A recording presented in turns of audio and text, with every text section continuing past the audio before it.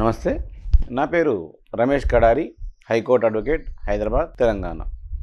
హిందూ, ముస్లిం మరియు క్రిస్టియన్లో ఆస్తి సంక్రమణ వారసత్వంగా ఏ విధంగా ఉంటుంది, హిందువులలో ఏ విధంగా ఉంటుంది, ముస్లింలలో ఏ విధంగా ఉంటుంది, అలాగే క్రిస్టియన్లలో ఈ యొక్క ఆస్తి సంక్రమణ సక్సెషన్ అంటాం. హిందూ సక్సెషన్ యాక్ట్ 1956 ప్రకారంగా, అలాగే ఇండియన్ సక్సెషన్ యాక్ట్ 1925 ప్రకారంగా ఈ యొక్క వారసత్వం ఏ విధంగా వస్తుందో మనం తెలుసుకుందాం. సో వారసత్వం అనేది ఆస్తి ఇక్కడ 3 రకాలుగా ఆస్తిని మనం చూస్తాం. ఒకటి పిత్రార్జితము, ఉమ్మడి ఆస్తి, స్వార్జితం. పిత్రార్జితం అంటే మనం ఏమనుకుంటామంటే యాన్సిస్ట్రల్ ప్రాపర్టీ అంటాం. యాన్సిస్ట్రల్ ప్రాపర్టీ అంటే తాతల నుండి వచ్చినటువంటి ఆస్తిని యాన్సిస్ట్రల్ ప్రాపర్టీ లేదా పిత్రార్జితము అని అంటాం. అలాగే ఉమ్మడి ఆస్తి అంటే తండ్రి మరియు కొడుకులు కలిసి సంపాదించిన ఆస్తిని ఉమ్మడి ఆస్తి అంటారు. అలాగే సెల్ఫ్ అక్వర్డ్ ప్రాపర్టీ స్వార్జితము, సొంతంగా ఒక వ్యక్తి సంపాదించిన ఆస్తిని సెల్ఫ్ అక్వర్డ్ ప్రాపర్టీ అంటాం. ఇప్పుడు మనకు ఉమ్మడి ఆస్తి మరియు పిత్రార్జితంకు సంబంధించిన ఆస్తి రెండు కూడా హిందువులలో, క్రిస్టియన్లలో మరియు ముస్లింలలో ఏ విధంగా ఉంటున్నాయో తెలుసుకుంటున్నాం. సో ఇక్కడ హిందూ సక్సెషన్ యాక్ట్ 1956 ప్రకారంగా ఆస్తి సంక్రమణ నెక్స్ట్ వారసత్వానికి వస్తుంది. అలాగే ముస్లిమ్స్లలో మరియు క్రిస్టియన్స్లలో ఇండియన్ సక్సెషన్ యాక్ట్ 1925 ప్రకారంగా ఆస్తి సంక్రమణ ఏర్పడుతుంది. సో హిందువులలో ఈ యొక్క ఆస్తి ఏదైతే యాన్సిస్ట్రల్ ప్రాపర్టీ ఉందో, అంటే తన యొక్క యాన్సిస్ట్రల్ ప్రాపర్టీ అంటే మనం పిత్రార్జితం ఆస్తి ఉందో అది తండ్రికి పూర్తి హక్కులు ఉండవు. హిందువులలో తండ్రికి ఆ యొక్క తాత నుంచి వచ్చినట్టు ఆస్తిలో పూర్తి హక్కులు ఉండవు. తండ్రికి ఏ విధమైన హక్కులు ఉన్నాయో కొడుకులకు కూడా హక్కులు ఉంటాయి. అంటే తండ్రి తనకు తానుగా తాతల నుంచి వచ్చిన ఆస్తిని కొడుకులకు తెలియకుండా అమ్మడానికి వీల్లేదు, వాళ్ళు సంతకాలు పెట్టకుండా అమ్మడానికి వీల్లేదు. అలాగే ముస్లింలలో మరియు క్రిస్టియన్లలో అయితే తండ్రి నుంచి వచ్చిన ఆస్తి అంటే తాతల నుంచి వచ్చిన ఆస్తిని వాళ్ళు ఏకసొత్తంగా అమ్మేయడానికి వీలుంటుంది. అంటే వాళ్ళకు పూర్తి హక్కులు ఉంటాయి. తండ్రికి పూర్తి హక్కులు ఇక్కడ క్రిస్టియన్స్లలో, ముస్లింలలో ఉంటాయి, హిందువులలో ఉండవు.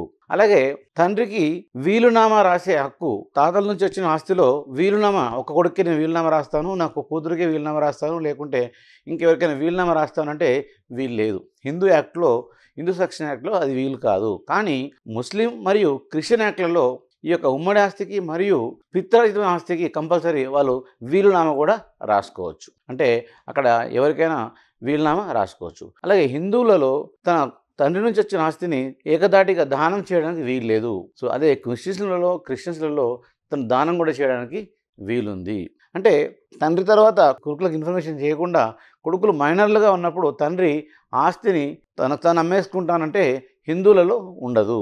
కానీ ముస్లిమ్స్లలో మైనర్లు ఉన్నప్పటికీ, మేజర్లు ఉన్నప్పటికీ తనకు తాను అమ్ముకోవడానికి వీలుంటుంది.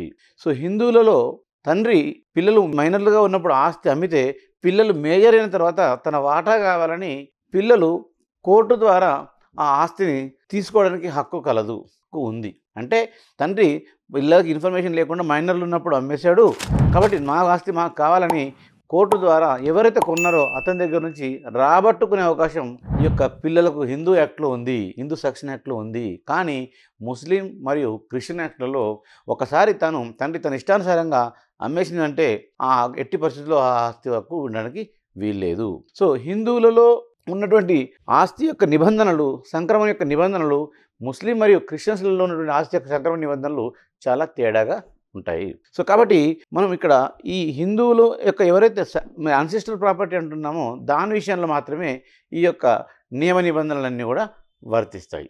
సో ఇక్కడ ముస్లింస్లలో కూడా పూర్తి హక్కులు తండ్రికే ఉంటాయి.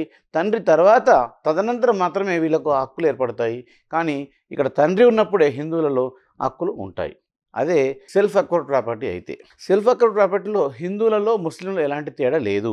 హిందూ, ముస్లిం, క్రిస్టియన్ అందరికీ కూడా ఒకే రకమైన హక్కు ఉంది. అంటే తండ్రి తన సొంతంగా సంపాదించిన ఆస్తి అమ్ముకోవచ్చు, దానం చేసుకోవచ్చు, వీలునామా రాసుకోవచ్చు. అలాగే ముస్లిమ్స్ కూడా తనకు సంపాదించిన ఆస్తి, క్రిస్టియన్లు కూడా తనకు సంపాదించిన ఆస్తి అమ్ముకోవచ్చు, దానం చేసుకోవచ్చు, అలాగే వీలునామా రాసుకోవచ్చు. అంటే ఓన్లీ యాన్సిస్ట్రల్ ప్రాపర్టీ మరియు ఉమ్మడి ప్రాపర్టీ విషయాలు మాత్రమే ఆ యొక్క నిబంధనలు హిందువులకి, ముస్లిం, క్రిస్టియన్లకి వేరువేరుగా ఉన్నాయి. కానీ సెల్ఫ్ అక్వర్డ్ ప్రాపర్టీకి వస్తే హిందువులకి, ముస్లింలకి, క్రిస్టియన్స్కి అందరికీ ఒకే రకంగా ఉన్నాయి. ఇది సక్సెషన్ యాక్ట్ 1956 హిందువుల ప్రకారంగా, అలాగే ఇండియన్ సక్సెషన్ యాక్ట్ 1925 క్రిస్టియన్స్ మరియు ముస్లిం ప్రకారంగా ఈ ఆస్తులు ఈ విధంగా సంక్రమించబడతాయి. మీకు ఇంకేమైనా డౌట్లు ఉంటే నన్ను కూడా సంప్రదించవచ్చు. Thank you.